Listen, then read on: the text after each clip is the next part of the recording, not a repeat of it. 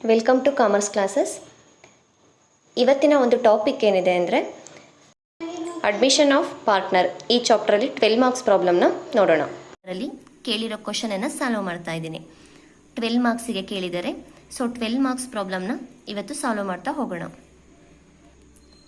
ಇದೇನಿದೆ 2019 question paper problem, ನಿಮ್ಗೆ ಅನಿಸ್ಬೋದು ತುಂಬ hold ಆಯ್ತೇನೋ ಅಂತ. ಖಂಡಿತ ಇಲ್ಲ. ಇದನ್ನು 2021 ಅಂದರೆ ಲಾಸ್ಟ್ ಇಯರಲ್ಲೂ ಕೂಡ ಏನು ಮಾಡಿದ್ರು ಅಂತ ಹೇಳಿದ್ರೆ ಮಾಡೆಲ್ ಕ್ವಶನ್ ಪೇಪರಲ್ಲಿ ಕೂಡ ಕೊಟ್ಟಿದ್ರು. ಅಂದರೆ ತುಂಬ ಸಲ ರಿಪೀಟ್ ಆಗ್ತಾ ಇರ್ತವೆ ಪ್ರಾಬ್ಲಮ್ಸು. ನೀವೆಲ್ಲ ಕ್ವಶನ್ ಪೇಪರ್ ಪ್ರಾಬ್ಲಮ್ನ ಸಾಲ್ವ್ ಮಾಡ್ತಾ ಹೋಗಬೇಕು. ಅಂದರೆ ಯಾವ ರೀತಿ ಇರುತ್ತೆ ಪ್ಯಾಟ್ರನ್ ಅನ್ನೋದು ನಿಮಗೆ ಗೊತ್ತಾಗ್ತಾ ಹೋಗುತ್ತೆ. ಪ್ರಾಬ್ಲಮ್ ಸ್ಟಾರ್ಟ್ ಮಾಡೋಣ. Raja Rani are partners in a firm sharing profit and loss account in the ratio of 3:2. Raja Rani ಅಂತ ಇಬ್ಬರು ಪಾರ್ಟ್ನರ್ಸ್ ಇದ್ದಾರೆ. ಅವ್ರೇನು ಮಾಡ್ತಾ ಇದ್ದಾರೆ, ಪ್ರಾಫಿಟ್ ಆಗಲಿ ಅಥವಾ ಲಾಸ್ ಆಗಲಿ 3:2 ರೇಷಿಯೋದಲ್ಲಿ ಶೇರ್ ಮಾಡ್ಕೊಳ್ತಾ ಇದ್ದಾರೆ ಅಂತ ಇನ್ಫಾರ್ಮೇಷನ್ ಕೊಟ್ಟಿದ್ದಾರೆ. ಅದಾದಮೇಲೆ ಲಾಸ್ಟ್ ಇಯರ್ದು ಬ್ಯಾಲೆನ್ಸ್ ಶೀಟ್ ಕೊಟ್ಟಿದ್ದಾರೆ ಮತ್ತು ಸ್ವಲ್ಪ ಅಡ್ಜಸ್ಟ್ಮೆಂಟನ್ನು ಕೊಟ್ಟಿದ್ದಾರೆ. ಇನ್ನೊಬ್ಬರು ಪಾರ್ಟ್ನರ್ ಏನಾಗ್ತಾ ಇದ್ದಾರೆ, ಅಡ್ಮಿಟ್ ಆಗ್ತಾ ಇದ್ದಾರೆ.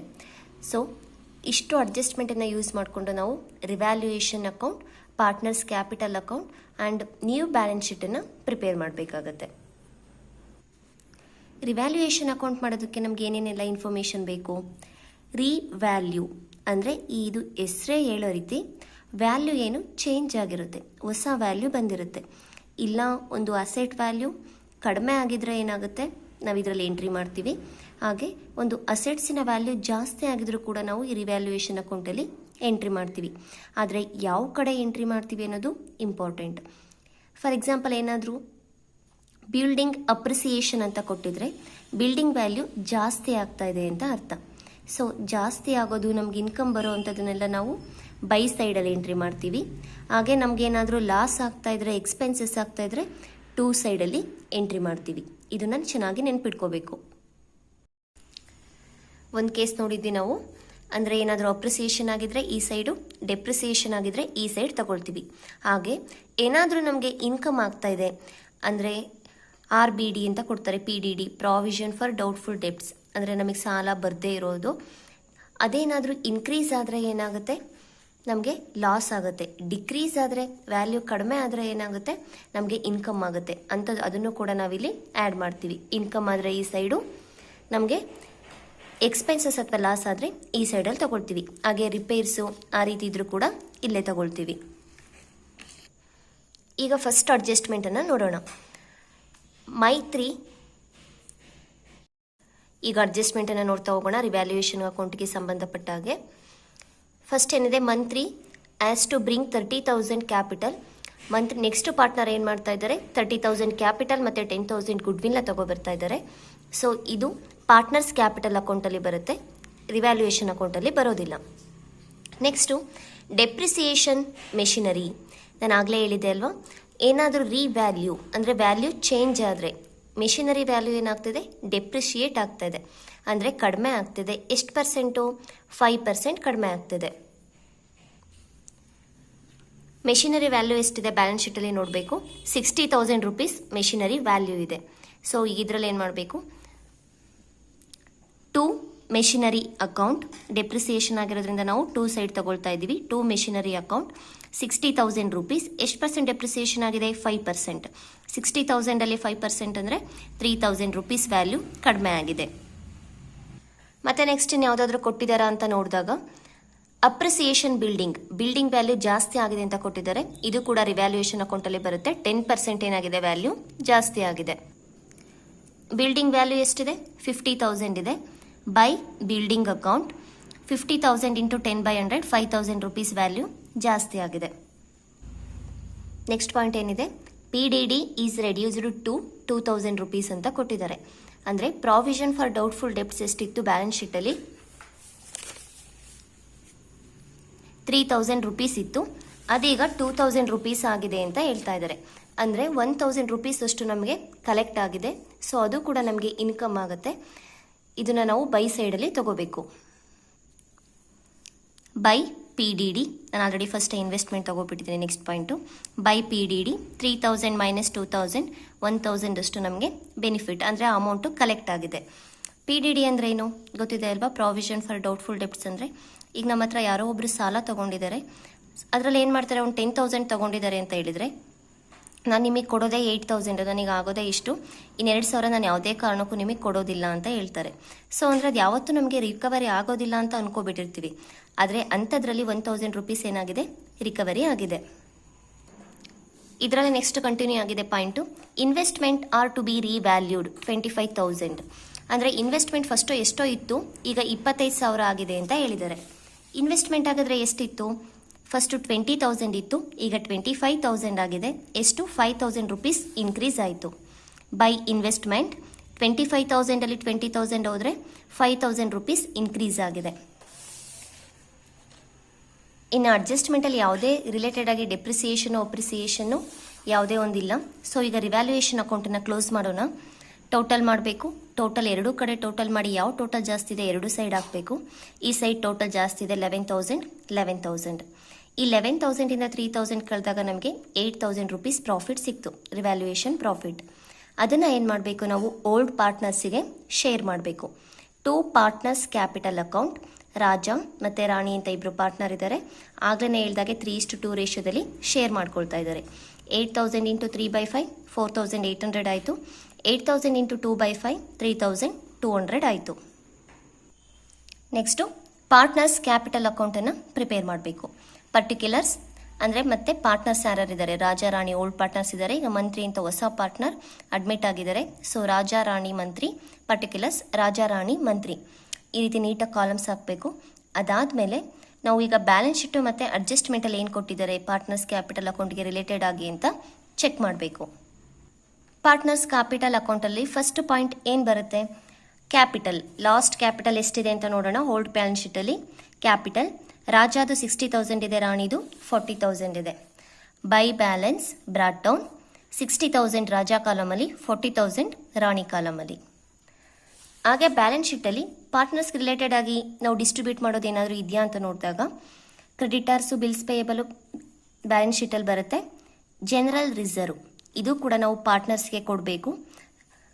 ಎಷ್ಟಿದೆ, 25,000 ಇದೆ. 3:2 ರೇಷಿಯೋದಲ್ಲಿ ನಾವು ಇದನ್ನು ಶೇರ್ ಮಾಡಬೇಕು. ಜನರಲ್ ರಿಸರ್ವನ್ನು ಶೇರ್ ಮಾಡ್ತಾ ಇದ್ದೀವಿ.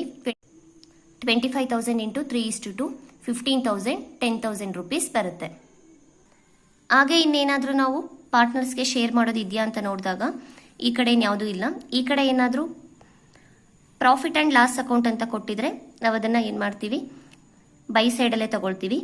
ಈ ಸೈಡಲ್ಲಿ ಕೊಟ್ಟಿದ್ದಾರೆ ಪ್ರಾಫಿಟ್ ಆ್ಯಂಡ್ ಲಾಸ್ ಅಕೌಂಟ್, ಅಂದರೆ ಲಾಸ್ ಆಗಿದೆ ಅಂತ ಕೊಟ್ಟಿದ್ದಾರೆ. ಅದನ್ನು ಕೂಡ ನಾವೇನು ಮಾಡಬೇಕು, ಲಾಸ್ಟ್ ಇಯರ್ ಬ್ಯಾಲೆನ್ಸ್ ಶೀಟಿಂದು ಅವರಿಗೆ ಪಾರ್ಟ್ನರ್ಸ್ಗೆ ಡಿಸ್ಟ್ರಿಬ್ಯೂಟ್ ಮಾಡಬೇಕು. 2 profit and loss account 5,000 rupees ಇದೆ. 3:2 ರೇಷಿಯೋದಲ್ಲಿ ಶೇರ್ ಮಾಡಿದಾಗ 3,000 2,000 ಬರುತ್ತೆ. ಹಾಗೆ ಇನ್ನೇನಾದರೂ ಎಲ್ಲಾದರೂ ನಾವು ಪಾರ್ಟ್ನರ್ಸ್ ಕ್ಯಾಪಿಟಲ್ ಅಕೌಂಟ್ ಅಂತ ಬರೆದಿದ್ದೀವಾ, ಎಸ್ ಬರೆದಿದ್ದೀವಿ. ರಿವ್ಯಾಲ್ಯೂಯೇಷನ್ ಅಕೌಂಟಲ್ಲಿ ಏನೊಂದು ಪ್ರಾಫಿಟ್ ಬಂದಿತ್ತು ಅದನ್ನು ಏನು ಮಾಡಿದ್ವಿ, ನಾವು ಪಾರ್ಟ್ನರ್ಸ್ ಕ್ಯಾಪಿಟಲ್ಗೆ ಡಿಸ್ಟ್ರಿಬ್ಯೂಟ್ ಮಾಡಬೇಕು ಅಂತ ಹೇಳಿದ್ವಿ. 2 ಪಾರ್ಟ್ನರ್ಸ್ ಅಂತ ಇದೆ, ಅದರ ಆಪೋಸಿಟ್ ಏನಿದೆ, ಬೈ ರಿವ್ಯಾಲ್ಯೂಯೇಷನ್ ಅಕೌಂಟ್. ನಿಮಗೆ ಲೆಡ್ಜರ್ ಅಕೌಂಟ್ಸ್ ನೆನ್ಪು ಮಾಡ್ಕೋಬೇಕು. ಈಗ ಫಸ್ಟ್ ಇಯರ್ ಕಲ್ತಿರೋದನ್ನ revaluation account debtor 2 partners capital account. ಈಗ ನಾವೇನು ಮಾಡಬೇಕು, 2 ಪಾರ್ಟ್ನರ್ಸ್ ಇರೋದ್ರಿಂದ ಅದರ opposite by revaluation account. By ಸೈಡಲ್ಲಿ ಎಂಟ್ರಿ ಮಾಡೋಣ, ಬೈ ರಿವ್ಯಾಲ್ಯೂಯೇಷನ್ ಅಕೌಂಟ್. ನೀವು ಇದನ್ನು ಫಸ್ಟನ್ನೇ ತಗೊಳ್ಳಿ, ಅಂದರೆ ನಾನು ಇದು ಆಲ್ರೆಡಿ 2 ಎಂಟ್ರಿ ಮಾಡಿದ್ದೀನಿ. ಇಲ್ಲ ಲಾಸ್ಟಿಗಾದರೂ ಕೂಡ ನೀವು ತಗೋಬೋದು, ನೋ ಪ್ರಾಬ್ಲಮ್.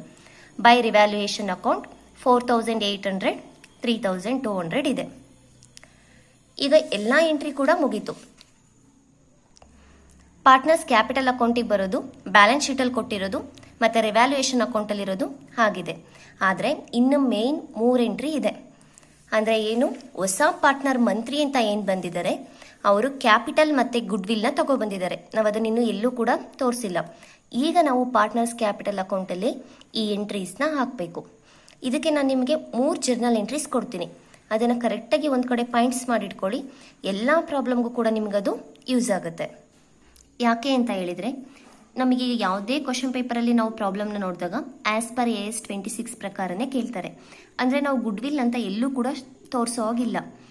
ಅದಕ್ಕೋಸ್ಕರ ನಾನೊಂದು 3 ಜರ್ನಲ್ ಎಂಟ್ರಿ ಕೊಡ್ತೀನಿ. ಅಂದರೆ ಈಗ ಮಂತ್ರಿ ಏನಾಗಿದೆ, 30,000 ಕ್ಯಾಪಿಟಲ್ ಮತ್ತು 10,000 ಗುಡ್ ವಿಲ್ ತಗೊಬಂದಿದ್ದಾರೆ. ಅದನ್ನು ಯಾವ ರೀತಿ ತೋರಿಸ್ಬೇಕು ಅಂತ ನೋಡೋಣ. ಈ ಎಂಟ್ರೀಸ್ನ ಎಲ್ಲಾದರೂ ನೀವು ಸ್ಟೋರ್ ಮಾಡಿ ಬರ್ಕೊಳ್ಳಿ. ಗುಡ್ ವಿಲ್ ಬಾಟ್ ಅಂದರೆ ನಾವೇನಾದರೂ ಈಗ ಒಬ್ಬ ಹೊಸ ಪಾರ್ಟ್ನರು ಗುಡ್ ವಿಲ್ ಅಥವಾ ಒಂದು ಕ್ಯಾಪಿಟಲ್ನ ತಗೊಬಂದಾಗ ಎಂಟ್ರಿ ಏನು ಹೇಳುತ್ತೆ, cash or bank account data to new partners capital account. ಅಂದರೆ ಅದೇನಾಗಿದೆ, ಕ್ಯಾಶ್ ರೂಪದಲ್ಲಿ ನಮಗೆ ಬರ್ತಾ ಇದೆ. ನಮಗೆ ಜನರಲ್ ಎಂಟ್ರೀಸ್ ನೆನಪಿದೆ ಅಲ್ವಾ, ಕ್ಯಾಶ್ ಅಕೌಂಟ್ ಡೇಟಾ ಟು ಯಾರು ತಗೊಬರ್ತಾ ಇದ್ದಾರೆ, ಹೊಸ ಪಾರ್ಟ್ನರ್ ತಗೊಬರ್ತಾ ಇದ್ದಾರೆ. ಅಪ್ಪ ಯಾವ ಪ್ರಾಬ್ಲಮಲ್ಲಿ ಯಾವ ನೇಮ್ ಕೊಟ್ಟಿರ್ತಾರೆ ಅದನ್ನು ಹಾಕೋಬೇಕು. To new partners capital account. ಈಗ ಅಲ್ಲಿಗೆ ಎಂಟ್ರಿ ಪಾಸ್ ಮಾಡೋಣ. ಏನು ಎಂಟ್ರಿ ಬರುತ್ತೆ, ಈಗ ಪಾರ್ಟ್ನರ್ಸ್ ಕ್ಯಾಪಿಟಲ್ ಅಕೌಂಟ್ಗೆ ಆಪೋಸಿಟ್ ಏನಿದೆ, ಬೈ ಕ್ಯಾಶ್ ಅಕೌಂಟ್.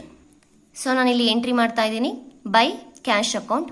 ಎಷ್ಟು ತಗೊಬರ್ತಾ ಇದ್ದಾನೆ ಮಂತ್ಲಿ, 30,000 ಕ್ಯಾಪಿಟಲ್ ಮತ್ತು 10,000 ರುಪೀಸ್ ಗುಡ್ ವಿಲ್ನ ತಗೊಬರ್ತಾ ಇದ್ದಾನೆ. ಟೋಟಲ್ 40,000 ಅವನ ಕಾಲಮಲ್ಲಿ ಅಮೌಂಟನ್ನು ಹಾಕ್ತಾ ಇದ್ದೀವಿ. ನೆಕ್ಸ್ಟು ಇನ್ನೊಂದು ಸೆಕೆಂಡ್ ಜರ್ನಲ್ ಎಂಟ್ರಿ ನೆನ್ಪಿಟ್ಕೊಳ್ಳಿ. ಈಗ ತಗೊಬಂದಿದ್ದಾನೆ ಗುಡ್ ವಿಲ್ಲು, ಅಂದರೆ ಆ ಕ್ಯಾಪಿಟಲ್ ಯಾವುದನ್ನು ಕೂಡ ನಾವು ಡಿಸ್ಟ್ರಿಬ್ಯೂಟ್ ಮಾಡೋದಿಲ್ಲ.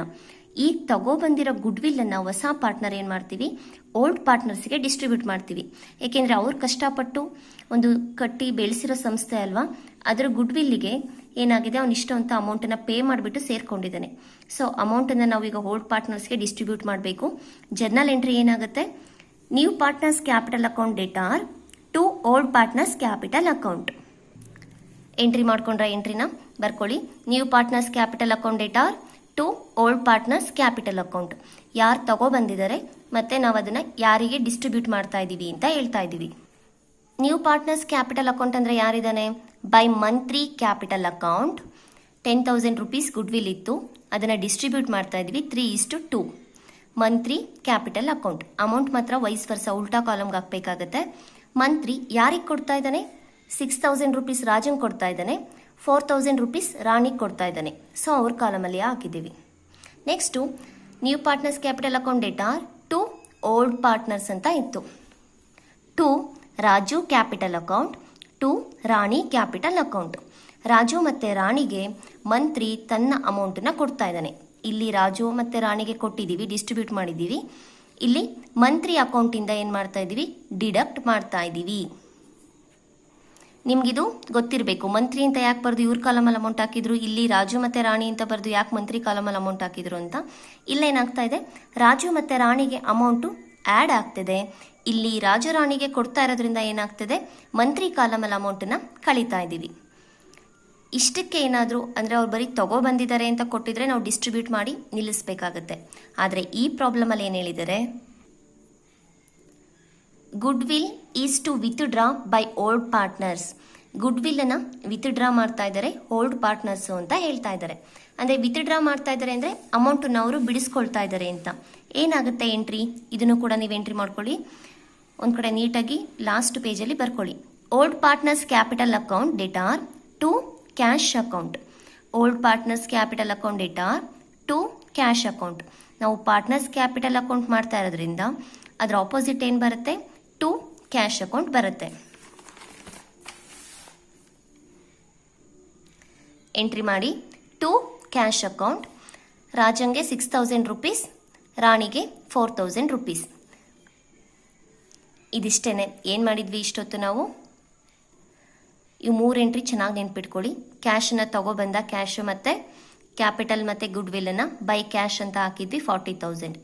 ಅದನ್ನು ಏನು ಮಾಡ್ದ, ಮಂತ್ರಿ ತಗೊಬಂದಿರೋದನ್ನ ಡಿಸ್ಟ್ರಿಬ್ಯೂಟ್ ಮಾಡಿಕೊಂಡ್ರು ಇವರು. By Mantri capital account distribute ಮಾಡ್ತಾ ಇರೋದು 3:2 ರೇಷಿಯೋದಲ್ಲಿ. 6,000 ರುಪೀಸ್ ರಾಜಂಗೆ, 4,000 ರುಪೀಸ್ ರಾಣಿಗೆ ಕೊಟ್ಟ. ಅದರಿಂದ ನಾವಿಲ್ಲಿ ಏನು ಮಾಡಿದ್ವಿ, ಅವನ ಅಕೌಂಟಲ್ಲಿ ಡಿಡಕ್ಟ್ ಮಾಡಿದ್ವಿ. ಲಾಸ್ಟ್ ಎಂಟ್ರಿ ಏನಿದೆ, ಮತ್ತು ರಾಜ ಮತ್ತು ರಾಣಿ ಏನು ಮಾಡ್ತಾ ಇದ್ದಾರೆ, ಆ ಅಮೌಂಟನ್ನು ಆವಾಗಲೇ ವಿತ್ಡ್ರಾ ಮಾಡ್ಕೊಳ್ತಾ ಇದ್ದಾರೆ, ಅಂದರೆ ಬಿಡಿಸ್ತಾ ಇದ್ದಾರೆ. ಸೊ ಅದರಿಂದ ಏನಾಯಿತು, ನಾವು ಇದನ್ನು ಅವ್ರ ಅಕೌಂಟಿಂದ ಕಳೀತಾ ಇದ್ದೀವಿ, ಬಿಡಿಸ್ಕೊಂಡಿದ್ದಾರೆ ಅಂತ. ಇದಾದಮೇಲೆ ನಾವು ಟೋಟಲ್ ಮಾಡಬೇಕು. ಎರಡೂ ಕಡೆ ಟೋಟಲ್ ಮಾಡಿ ನೋಡಿ ಯಾವುದು ಜಾಸ್ತಿ ಇದೆ ಅದನ್ನು ಎರಡೂ ಸೈಡ್ ಕೂಡ ಹಾಕಬೇಕು. ಈ ಕಡೆನೇ ನೋಡಿದರೆ ಗೊತ್ತಾಗ್ತದೆ ಅಲ್ವಾ, ಈ ಸೈಡೇ ಜಾಸ್ತಿ ಇದೆ. ಇದನ್ನು ಟೋಟಲ್ ಮಾಡಿ ಎರಡು ಸೈಡ್ ಹಾಕೋಣ. ಟೋಟಲನ್ನು ಎರಡು ಸೈಡು ಹಾಕಿದ್ವಿ. ಅದಾದಮೇಲೆ ಏನು ಮಾಡಿದ್ವಿ, ಈ ಅಮೌಂಟನ್ನು ಲೆಸ್ ಮಾಡಿದ್ವಿ. To balance carried on 76,800 Raja, 51,200 Rani, 30,000 rupees Mantri. ಇದು ಹೊಸ ಕ್ಯಾಪಿಟಲ್ ಆಯಿತು. ಇದನ್ನು ಏನು ಮಾಡ್ತೀವಿ ನಾವು ಬ್ಯಾಲೆನ್ಸ್ ಶೀಟಿಗೆ ಟ್ರಾನ್ಸ್ಫರ್ ಮಾಡ್ತೀವಿ. ಬ್ಯಾಲೆನ್ಸ್ ಶೀಟಲ್ಲಿ ಕ್ಯಾಪಿಟಲ್ ಅಂತ ಬರೆದಾಗ ಓಲ್ಡ್ ಬ್ಯಾಲೆನ್ಸ್ ಶೀಟಲ್ಲಿ ಇರೋ ಅಮೌಂಟನ್ನು ತಗೋಬಾರ್ದು. ಈಗೊಂದು ನಾವು ಕ್ಯಾಪಿಟಲ್ ಅಕೌಂಟಲ್ಲಿ ಏನು ಮಾಡಿ ಬ್ಯಾಲೆನ್ಸಿಂಗ್ ಫಿಗರ್ ಬಂದಿದೆ ಇದನ್ನು ನಾವು ನ್ಯೂ ಕ್ಯಾಪಿಟಲ್ ಅಂತ ಕನ್ಸಿಡರ್ ಮಾಡಬೇಕು. ಪ್ರಾಬ್ಲಮಲ್ಲಿ ಏನು ನಮಗೆ ಕ್ಯಾಶ್ ಅಕೌಂಟನ್ನು ಕೇಳಿರೋದಿಲ್ಲ, ಆದರೆ ನಾವು ಕ್ಯಾಶ್ ಅಕೌಂಟನ್ನು ಪ್ರಿಪೇರ್ ಮಾಡ್ಕೊಳ್ಳೋದ್ರಿಂದ ನಮಗೆ ಪರ್ಟಿಕ್ಯುಲರ್ಸ್ ಆಗಿ ಕ್ಯಾಶ್ ಎಷ್ಟಿದೆ ಅಂತ ಗೊತ್ತಾಗುತ್ತೆ, ಇಲ್ಲಾಂದರೆ ಕನ್ಫ್ಯೂಸ್ ಆಗೋ ಚಾನ್ಸಸ್ ಇರುತ್ತೆ. So cash account, particulars amount. To balance brought down. Old balance ಶೀಟಲ್ಲಿ ಕ್ಯಾಶ್ ಎಷ್ಟಿತ್ತು? 5000 ರುಪೀಸ್ ಇತ್ತು. 5000 ರುಪೀಸ್ ಆಗೊಳ್ತಾ ಇದ್ದೀನಿ. ಹಾಗೆ ಇನ್ನೆಲ್ಲಾದರೂ ನಾವು ಕ್ಯಾಶ್ ಅಂತ ಬಂದಿದೆಯಾ ಅಂತ ನೋಡಬೇಕು. ಪಾರ್ಟ್ನರ್ಸ್ ಕ್ಯಾಪಿಟಲ್ ಅಕೌಂಟಲ್ಲಿ ಕ್ಯಾಶ್ ಅಂತ ಬಂದಿದೆ ಅಲ್ವಾ, ಹೊಸ ಕ್ಯಾಪ್ ಯಾರು ಪಾರ್ಟ್ನರ್ ಏನು ತೊಗೊಬಂದಿದ್ಯಾ ಕ್ಯಾಶ್ ಅಂತ ಎಂಟ್ರಿ ಮಾಡಿದ್ವಿ, ಬೈ ಕ್ಯಾಶ್. ಅದರ ಆಪೋಸಿಟ್ ಏನಿದೆ? To partners capital account. ಯಾವ ಪಾರ್ಟ್ನರು? ನ್ಯೂ ಪಾರ್ಟ್ನರಲ್ಲಿ ಎಂಟ್ರಿ ಮಾಡಿದ್ದೀವಿ ನೋಡಿ, to Mantri capital account. 40,000. Next ಇನ್ನೆಲ್ಲಾದರೂ ಕ್ಯಾಶ್ ಅಂತ ಇದೆಯಾ? ಇಲ್ಲಿದೆ ನೋಡಿ, ಟು ಕ್ಯಾಶ್ ಅಂತ ರಾಜಾ ರಾಣಿ ಅವ್ರು ಏನು ಮಾಡಿದ್ದಾರೆ? ವಿತ್ಡ್ರಾ ಮಾಡಿದ್ದಾರೆ. ಟೂಗೆ opposite by Raja capital account, by Rani capital account. By Raja capital account 6,000, by Rani capital account 4,000.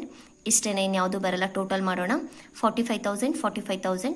ಈ 10,000 ಹೋದರೆ 35,000 ರುಪೀಸ್ ಬ್ಯಾಲೆನ್ಸಿಂಗ್ ಫಿಗರ್ ಸಿಕ್ತು. ಇದೇ ನಮಗೆ ಕ್ಯಾಶ್, ಹೊಸ ಕ್ಯಾಶ್. ನಾವು ಬ್ಯಾಲೆನ್ಸ್ ಶೀಟಲ್ಲಿ ತೊಗೋಬೇಕಾದ್ರೆ ಏನು ಮಾಡಬೇಕು? ಈ ಕ್ಯಾಶನ್ನ ಕನ್ಸಿಡರ್ ಮಾಡಬೇಕು. ಓಲ್ಡ್ ಬ್ಯಾಲೆನ್ಸ್ ಶೀಟಲ್ಲಿ 5,000 ಅಂತ ಇರೋದನ್ನು ತೊಗೋಬಾರ್ದು. ಹಾಗೆ ಪ್ರಾಫಿಟ್ ಆ್ಯಂಡ್ ಲಾಸ್ ಅಕೌಂಟಲ್ಲೂ ಅಷ್ಟೇ ಬ್ಯಾಲೆನ್ಸಿಂಗ್ ಫಿಗರ್ನ ಹೊಸ ಕ್ಯಾಪಿಟಲ್ ಅಂತ ಕನ್ಸಿಡರ್ ಮಾಡಬೇಕು. ಓಲ್ಡ್ ಬ್ಯಾಲೆನ್ಸ್ ಶೀಟಲ್ಲಿ ಇರೋದನ್ನು ತಗೋಬಾರ್ದು. ನೆಕ್ಸ್ಟ್ ಬ್ಯಾಲೆನ್ಸ್ ಶೀಟ್ ಪ್ರಿಪೇರ್ ಮಾಡೋಣ. Balance sheet as on 31/3/2019. Liabilities amount, assets amount. ಈಗ ಫಸ್ಟ್ ಲಯಬಿಲಿಟಿ ಸೈಡ್ ಏನೇನಿದೆ ನೋಡಿ. ಕ್ರೆಡಿಟಾರ್ಸ್ ಇದೆ 40,000 ತಗೊಳ್ಳೋಣ. Creditors 40,000 rupees. Next bills payable 20,000 ಇದೆ. Bills payable 20,000 rupees. ಕ್ಯಾಪಿಟಲ್ ಇದೆ, ಜನರಲ್ ರಿಸರ್ವ್ ಇದೆ. ಇದನ್ನ ಏನು ಮಾಡಿದ್ದೀವಿ? ಆಲ್ರೆಡಿ ಪಾರ್ಟ್ನರ್ಸ್ ಕ್ಯಾಪಿಟಲ್ ಅಕೌಂಟಲ್ಲಿ ಡಿಸ್ಟ್ರಿಬ್ಯೂಟ್ ಮಾಡಿದ್ದೀವಿ, ಮುಗ್ದೋಯ್ತು. Next capital. ಈ ರಾಜಾ ರಾಣಿದು ಈ ಕ್ಯಾಪಿಟಲ್ನ ತಗೊಳ್ಳೋ ಹಾಗಿಲ್ಲ. ಯಾವ್ದು ತಗೋಬೇಕು? ಪಾರ್ಟ್ನರ್ಸ್ ಕ್ಯಾಪಿಟಲ್ ಅಕೌಂಟಲ್ಲಿ ಮಾಡಿರೋದನ್ನ ತಗೋಬೇಕು. ಕ್ಯಾಪಿಟಲ್ ರಾಜಾ ರಾಣಿ. ಈಗ ಹೊಸ ಪಾರ್ಟ್ನರ್ ಆ್ಯಡ್ ಆಗ್ತಾನೆ, ಮಂತ್ರಿ. ಎಷ್ಟಿದೆ ನೋಡಿ ಇಲ್ಲಿ, ಈ ಸೇಮ್ ಅಮೌಂಟನ್ನು ಇಲ್ಲಿ ತಗೊಂಡಿದ್ದೀವಿ. ನೆಕ್ಸ್ಟು ಅಸೆಟ್ ಸೈಡ್ ನೋಡೋಣ. ಕ್ಯಾಶ್ ಈ 5,000 ನಾವು ತಗೊಳ್ಳೋ ಆಗಿಲ್ಲ. ಯಾವ್ದು ತಗೋಬೇಕು? ಕ್ಯಾಶ್ ಅಕೌಂಟ್ ಮಾಡಿ ಬ್ಯಾಲೆನ್ಸಿಂಗ್ ಫಿಗರ್ ಎಷ್ಟು ಬಂದಿದೆ? 35,000 ಬಂದಿದೆ. ಕ್ಯಾಶ್ 35,000. ನೆಕ್ಸ್ಟು ಮೆಷಿನರಿ ವ್ಯಾಲ್ಯೂ ಎಷ್ಟಿದೆ? 60,000 ಇದೆ. ಇದಕ್ಕೆ ಅಡ್ಜಸ್ಟ್ಮೆಂಟ್ ಇತ್ತು. ಏನಾಗಿತ್ತು? ಮೆಷಿನರಿ 5% ಡೆಪ್ರಿಸಿಯೇಷನ್ ಆಗಿತ್ತು. Machinery 60,000 minus depreciation. 60,000 ಎಷ್ಟಾಗಿತ್ತು ಡೆಪ್ರಿಸಿಯೇಷನ್? ಇಲ್ಲೇ ಇದೆ ನೋಡಿ ರಿವ್ಯಾಲ್ಯೂಯೇಷನ್ ಅಕೌಂಟಲ್ಲಿ 3,000 ರುಪೀಸ್. 3,000 ರುಪೀಸ್ನ ಲೆಸ್ ಮಾಡಿದಾಗ 57,000 ಆಯಿತು. ನೆಕ್ಸ್ಟ್ ಏನಿದೆ? ಸ್ಟಾಕ್ ಇದೆ 25,000. ಇದಕ್ಕೆ ಯಾವುದೇ ಅಡ್ಜಸ್ಟ್ಮೆಂಟ್ ಇಲ್ಲ, ಡೈರೆಕ್ಟಾಗಿ ತಗೊಳ್ಳಿ. ಸ್ಟಾಕ್ 25,000. Next debtor 23,000. ಅದರಲ್ಲಿ ಲೆಸ್ PDD 3,000 ಇತ್ತು. ಅಂದರೆ 23,000ದಲ್ಲಿ 3,000 ನಮಗೆ ಡೌಟ್ ಇತ್ತು, ಅದರಲ್ಲಿ ಲೆಸ್ ಮಾಡಿಬಿಟ್ಟು ಹಾಕ್ಕೊಂಡಿದ್ವಿ. ಈಗ ಏನಾಗಿದೆ? ಅದರಲ್ಲಿ 1,000 ರಿಕವರಿ ಆಗಿದೆ ಅಲ್ವಾ. ಈಗ ಅದು ರೆಡ್ಯೂಸ್ ಆಗಿರೋದ್ರಿಂದ 23,000 ಮೈನಸ್ 2,000 ಅಷ್ಟೇ ನಮಗಿರೋದು, ಉಳಿದಿರೋದು. ಇದನ್ನು ಲೆಸ್ ಮಾಡಿದರೆ 21,000 ರುಪೀಸ್ ನಮ್ಮ ಹತ್ರ ಕ್ಯಾಶು ಡೆಟಾರ್ಸು ಬರೋದಿದೆ. ನೆಕ್ಸ್ಟ್ ಬಿಲ್ಡಿಂಗ್ ವ್ಯಾಲ್ಯೂ 50,000 ಇದೆ. ಬಿಲ್ಡಿಂಗ್ ಅಪ್ರಿಸಿಯೇಷನ್ ಆಗಿತ್ತು, ಸೊ ಆ್ಯಡ್ ಮಾಡೋಣ. Building 50,000 plus appreciation. ಇದು ನಿಮಗೆ ರಿವ್ಯಾಲ್ಯೂಯೇಷನ್ ಅಕೌಂಟಲ್ಲೇ ಸಿಗುತ್ತೆ 5,000 ರುಪೀಸ್. ಆ್ಯಡ್ ಮಾಡಿದರೆ 55,000. ನೆಕ್ಸ್ಟ್ ಇನ್ವೆಸ್ಟ್ಮೆಂಟ್ ಎಷ್ಟಿತ್ತು? 20,000 ಇತ್ತು, ಆದರೆ 25,000 ಆಗಿದೆ ಅಂತ ಕೊಟ್ಟಿದ್ದಾರೆ. ಓಲ್ಡ್ ಇನ್ವೆಸ್ಟ್ಮೆಂಟ್ 20,000, ಈಗ 5,000 ರುಪೀಸ್ ಎಕ್ಸ್ಟ್ರಾ ಆಗಿದೆ. 5,000 ಆ್ಯಡ್ ಮಾಡಿದರೆ 25,000 ರುಪೀಸ್ ಆಯಿತು. ಈಗ ಎರಡು ಸೈಡ್ ಟೋಟಲ್ ಮಾಡೋಣ. ಟೋಟಲ್ ಮಾಡಿದ ಮೇಲೆ ಏನಾಗುತ್ತೆ? ಎರಡು ಸೈಡ್ ಕೂಡ ಟ್ಯಾಲಿ ಆಗುತ್ತೆ. ಟ್ಯಾಲಿ ಆದರೆ ಮಾತ್ರ ನೀವು ಮಾಡಿರೋ ಪ್ರಾಬ್ಲಮ್ ಸರಿ ಇದೆ ಅಂತ, ಇಲ್ಲ ಅಂದರೆ ಎಲ್ಲೋ ಒಂದು ಮಿಸ್ ಮಾಡಿದ್ದೀರಾ ಅಂತ ಅನಿಸುತ್ತೆ. ಅದನ್ನು ನೀಟಾಗಿ ನೀವು ಚೆಕ್ ಮಾಡ್ಕೋಬೇಕಾಗತ್ತೆ. ಈ ಥರ ಇರೋದ್ರಿಂದ ತುಂಬ ಈಸಿ ಆಗುತ್ತೆ ಅಲ್ವಾ, ನಾವು ಮಾಡಿರೋದು ಸರಿನೋ ತಪ್ಪ ಅಂತ ಆವಾಗಲೇ ನಮಗೆ ಗೊತ್ತಾಗುತ್ತೆ. ಈ ಪ್ರಾಬ್ಲಮ್ಗಳು ತುಂಬಾ ಈಸಿ ಇರುತ್ತೆ, ಇದರಲ್ಲಿ ತುಂಬ ಕಷ್ಟ ಅನ್ನೋದು ಏನೂ ಇಲ್ಲ. ಫಸ್ಟ್ ಏನು ಮಾಡಬೇಕು? ನಾವು ತಿಳ್ಕೊಬೇಕು. ರಿವ್ಯಾಲ್ಯೂಯೇಷನ್ ಅಕೌಂಟಲ್ಲೇನು ಈ ಕಡೆ ಡೆಪ್ರಿಸಿಯೇಷನ್ ಆಗಿರೋದೆಲ್ಲ ಬರುತ್ತೆ, ಈ ಕಡೆ ಅಪ್ರಿಸಿಯೇಷನ್ ಆಗಿರೋದು ಬರುತ್ತೆ. ಈ ಕಡೆ ನಮಗೆ ಅಂದರೆ ಇನ್ಕಮ್ ಅಂತ ಅನಿಸಿದ್ದೆಲ್ಲ ಈ ಸೈಡ್ ತಗೊಳ್ತೀವಿ, ಇಲ್ಲ ಲಾಸ್ ಅಂತ ಅನಿಸಿದ್ರೆ ಈ ಸೈಡ್ ತಗೊಳ್ತೀವಿ ಅನ್ನೋದು ನಿಮಗೆ ಗೊತ್ತಿರಬೇಕು. ಅದಾದಮೇಲೆ ಪಾರ್ಟ್ನರ್ಸ್ ಕ್ಯಾಪಿಟಲ್ ಅಕೌಂಟಲ್ಲಿ ನಾವು ಅದನ್ನು ಡಿಸ್ಟ್ರಿಬ್ಯೂಟ್ ಮಾಡೋದಿರುತ್ತಷ್ಟೇ, ಅದು ಬಿಟ್ಟರೆ ಏನೂ ಇರೋದಿಲ್ಲ. ಏನು ಕ್ಯಾಪಿಟಲನ್ನು ಹಾಕ್ತೀವಿ, ಜನರಲ್ ರಿಸರ್ವ್ನ ಡಿಸ್ಟ್ರಿಬ್ಯೂಟ್ ಮಾಡ್ತೀವಿ, ರಿವ್ಯಾಲ್ಯೂಯೇಷನ್ ಅಕೌಂಟಲ್ಲಿ ಪ್ರಾಫಿಟ್ ಬಂದಿದ್ರೆ ಈ ಸೈಡು, ಲಾಸ್ ಬಂದಿದ್ರೆ ಈ ಸೈಡ್ ತಗೊಳ್ತೀವಿ. ಅದಾದಮೇಲೆ ಇನ್ನು ಉಳಿದಿರೋ ಮೇನ್ 3 ಎಂಟ್ರಿ ಏನಿದೆ, ಹೊಸ ಪಾರ್ಟ್ನರು ಗುಡ್ ವಿಲ್ಲು ಮತ್ತು ಕ್ಯಾಪಿಟಲ್ ತೊಗೊಬಂದಿರೋದು, ಅದನ್ನು ಡಿಸ್ಟ್ರಿಬ್ಯೂಟ್ ಮಾಡೋದು, ಮತ್ತು ಅದನ್ನು ವಿತ್ಡ್ರಾ ಮಾಡಿದರೆ ವಿತ್ಡ್ರಾ ಮಾಡೋದು. ಆ 3 ಜರ್ನಲ್ ಎಂಟ್ರೀಸ್ ಹೇಳಿದ್ನಲ್ಲ, ಅದು ನೆನ್ಪಿಟ್ಕೊಂಡ್ರೆ ಸಾಕು, ಇದಿಷ್ಟು ಕೂಡ ಪರ್ಫೆಕ್ಟಾಗಿ ಬರುತ್ತೆ. ಈ ಪಾರ್ಟ್ನರ್ಸ್ ಕ್ಯಾಪಿಟಲ್ ಅಕೌಂಟಲ್ಲೇ ನಾವು ಮಿಸ್ ಆಗೋದು. ಇದು ಕರೆಕ್ಟಾಗಿ ಬಂತು ಅಂತ ಹೇಳಿದರೆ ಬ್ಯಾಲೆನ್ಸ್ ಶೀಟ್ ಟ್ಯಾಲಿ ಆಗುತ್ತೆ. ನೆಕ್ಸ್ಟ್ ಕ್ಯಾಶ್ ಅಕೌಂಟನ್ನು ಮಾಡ್ತೀವಿ, ಅದಾದಮೇಲೆ ಬ್ಯಾಲೆನ್ಸ್ ಶೀಟನ್ನು ಮಾಡ್ತೀವಿ. ತುಂಬಾ ಸಿಂಪಲ್ ಆಗಿರುತ್ತೆ. ಅಂದರೆ ನಾವು ಎಷ್ಟು ಪ್ರಾಕ್ಟೀಸ್ ಮಾಡ್ತೀವಿ ಅಷ್ಟು ಪರ್ಫೆಕ್ಟ್ ಆಗ್ತಾ ಹೋಗ್ತೀವಿ. ಸೊ 12 ಮಾರ್ಕ್ಸ್ ಪ್ರಾಬ್ಲಮ್ಮು, ಎಲ್ಲೂ ಕೂಡ ಮಿಸ್ ಮಾಡಬೇಡಿ. ಈ ಚಾಪ್ಟರ್ಸ್ ಮೇಲೆ ಬೇಕಾದರೆ ಇನ್ನೂ ಸ್ವಲ್ಪ ಪ್ರಾಬ್ಲಮ್ನ ಸಾಲ್ವ್ ಮಾಡ್ತಾ ಹೋಗೋಣ, ಕ್ವಶನ್ ಪೇಪರ್ ಪ್ರಾಬ್ಲಮ್.